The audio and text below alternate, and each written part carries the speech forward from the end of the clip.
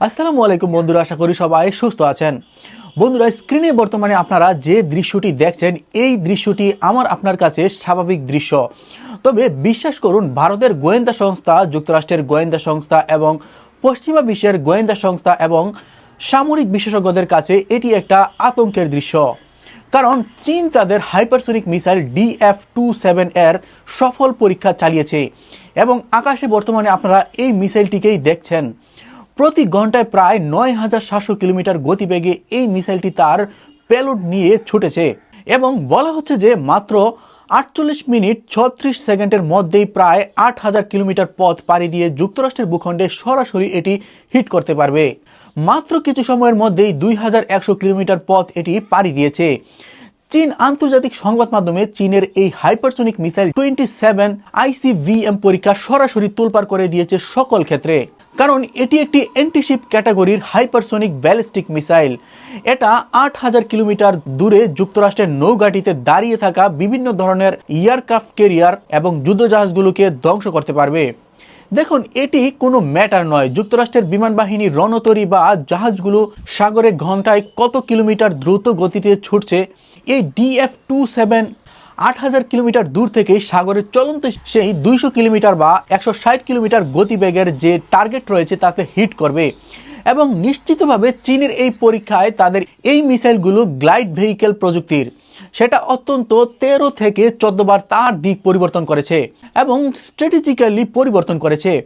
দেখুন, চীন hypersonic missile ক্যাপাবিলিটিতে কতদূর এগিয়ে যাচ্ছে এবং কতটা পরিপক্ক তার প্রমাণ পাওয়া গেছে এই DF-27 মিসাইল পরীক্ষার মাধ্যমে। দেখুন, এই মিসাইলটি চীনের অভিজাত এবং তার সামরিক শক্তি এবং যুক্তরাষ্ট্রকে গুঁড়িয়ে দেওয়ার প্রতীক। আপনারা নিশ্চয়ই জানেন, পুরো পৃথিবীতে যুক্তরাষ্ট্র প্রায় ৩০০ ছড়িয়ে ছিটিয়ে বিভিন্ন ধরনের সামরিক ঘাঁটি তৈরি করে রেখেছে, যার সকল ঘাঁটিতেই যুক্তরাষ্ট্রের আকাশ প্রতিরক্ষা ব্যবস্থা যে আন্তঃমহাদেশীয় ওয়ার্নিং সিস্টেম রয়েছে তা যুক্ত। কিন্তু চীন যখন মাত্র ২ দিন পূর্বে এই মিসাইলটি ফায়ার করেছে, তখন থেকে সাথে সাথে যুক্তরাষ্ট্রের কোনো আকাশ প্রতিরক্ষা ব্যবস্থায় এটার স্ট্র্যাটেজিকে সঠিকভাবে শনাক্ত করতে পারেনি। এটা বারবার গায়েব হয়ে গেছে রাডার থেকে। এর গতি এবং বারবার দিক পরিবর্তন যুক্তরাষ্ট্রের বিলিয়ন বিলিয়ন ডলার খরচ করে প্রায় ৩০ বছরের বেশি সময় ধরে তৈরি করা আন্তঃমহাদেশীয় ক্ষেপণাস্ত্র ব্যবস্থাকে গুঁড়িয়ে দিয়েছে। কারণ এই মিসাইলটিকে প্রতিহত করতে পারবে না যুক্তরাষ্ট্র কোনোভাবেই, সেটা প্রমাণিত।